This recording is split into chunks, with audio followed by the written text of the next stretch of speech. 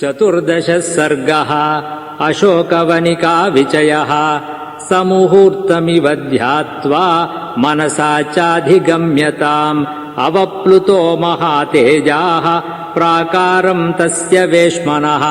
स तु संहृष्टसर्वाङ्गः प्राकारस्थो महाकपिः पुष्पिताग्रान् वसन्तादौ ददर्श विविधान् द्रुमान् सालानशोकान् भव्यांश्च चम्पकांश्च सुपुष्पितान् उद्दालकान् नागवृक्षान् छूतान् कपिमुखानपि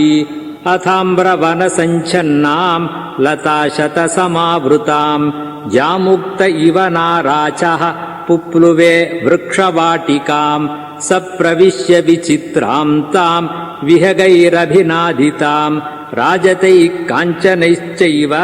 पादपैः सर्वतो वृताम् विहगैर्मृगसङ्घैश्च विचित्राम् चित्रकाननाम् उदितादित्यसङ्काशाम् ददर्श हनुमान् कपिः वृताम् नानाविधैर्वृक्षैः पुष्पोपगफलोपगैः कोकिलैर्भृङ्गराजैश्च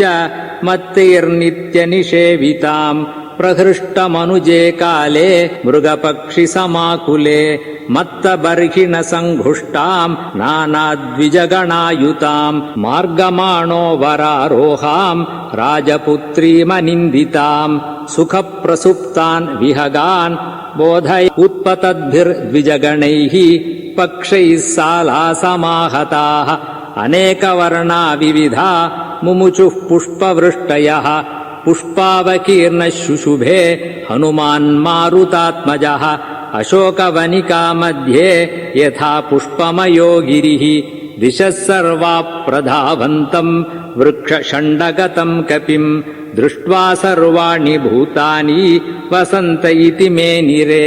वृक्षेभ्यः पतितैः पुष्पैः अवकीर्णा पृथग्विधैः रराजवसुधा तत्र प्रमदेव विभूषिता तरस्विना ते तरवः तरसाभिप्रकम्पिताः कुसुमानि विचित्राणि मुमुचुः कपिना तदा निर्धूतपत्रशिखराः शीर्णपुष्पफलाद्रुमाः निक्षिप्तवस्त्राभरणा धूर्ता इव पराजिताः हनुमता वेगवता कम्पितास्तेन गोत्तमाः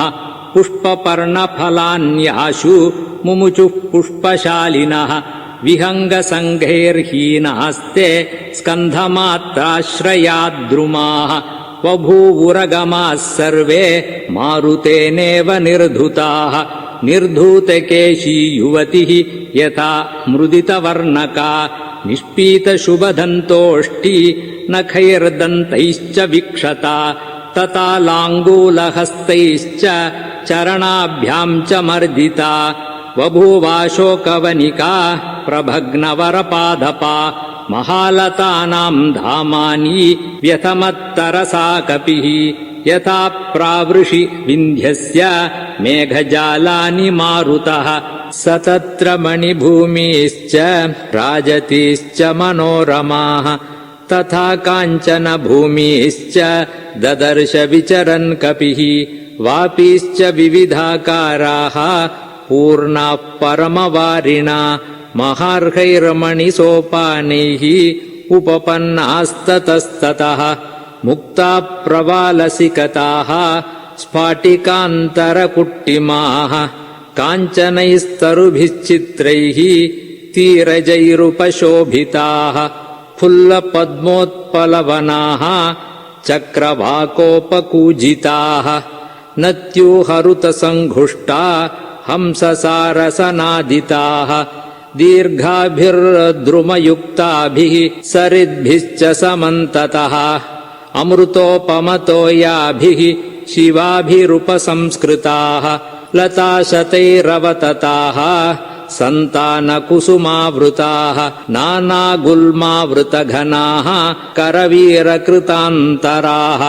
ततोऽम्बुधरसङ्काशम् प्रवृद्धशिखरम् गिरिम् विचित्रकूटम् कूटैश्च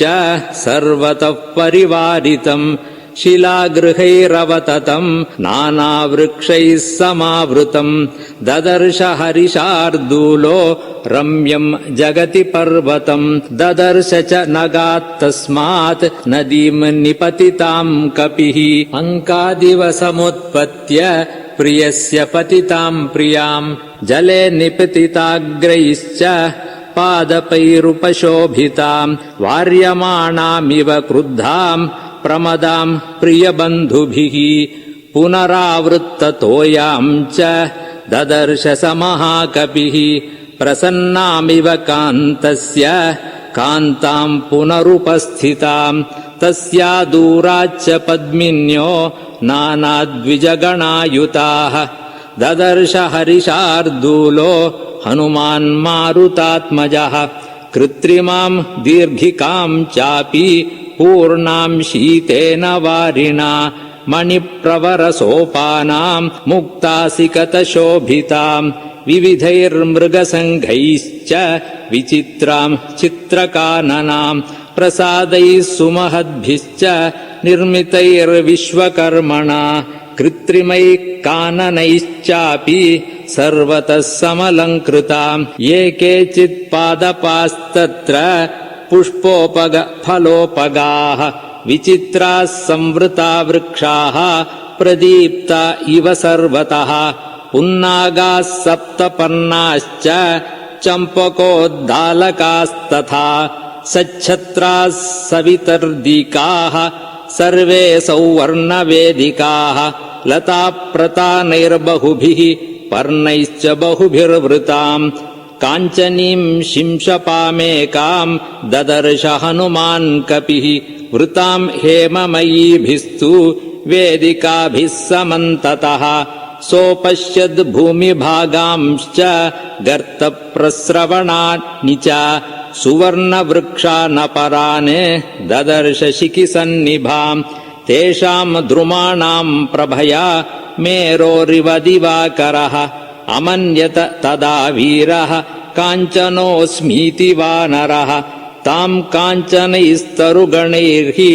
मारुतेन च वीजिताम् किङ्किणीशतनिर्घोषाम् दृष्ट्वा विस्मयमागमत् स पुष्पिताग्राम् रुचिराम् तरुणाङ्कुरपल्लवाम् तामारुह्य महाबाहुः शिंशपाम् पर्णसंवृताम् इतो द्रक्ष्यामि वैदेहीम् रामदर्शनलालसाम् इतश्चेतश्च दुःखार्ताम् सम्पतन्तीम् यदृच्छया अशोकवनिका चेयम् दृढम् रम्यादुरात्मनः चम्पकैश्चन्दनैश्चापि वकुलैश्च विभूषिता इयम् च नलिनी रम्या द्विजसङ्घनिषेविता इमाम् सा राममहिषी ध्रुवमेष्यति जानकी सा रामा राममहिषी राघवस्य प्रिया सती वनसञ्चारकुशला ध्रुवमेष्यति जानकी अथवा मृगशाबाक्षी वनस्यास्य विचक्षणा वनमेष्यति सार्येह रामचिन्तानुकर्षिता रामशोकाभिसन्तप्ता सा देवी वामलोचना वनवासे रता नित्यम् येष्यते वनचारिणी वनेचराणाम् सततम् नूनम् स्पृहयते पुरा रामस्य दयिता भार्या जनकस्य सुता सती सन्ध्याकालमना श्यामा ध्रुवमेष्यति जानकी नदीम् चेमाम् शिवजलाम् सन्ध्यार्थे वरवर्णिनी तस्याश्चाप्यनुरूपेयम् अशोकवनिका शुभा शुभाया पार्थिवेन्द्रस्य पत्नी रामस्य सम्मता यदि जीवति सा देवी ताराधिपनिभानना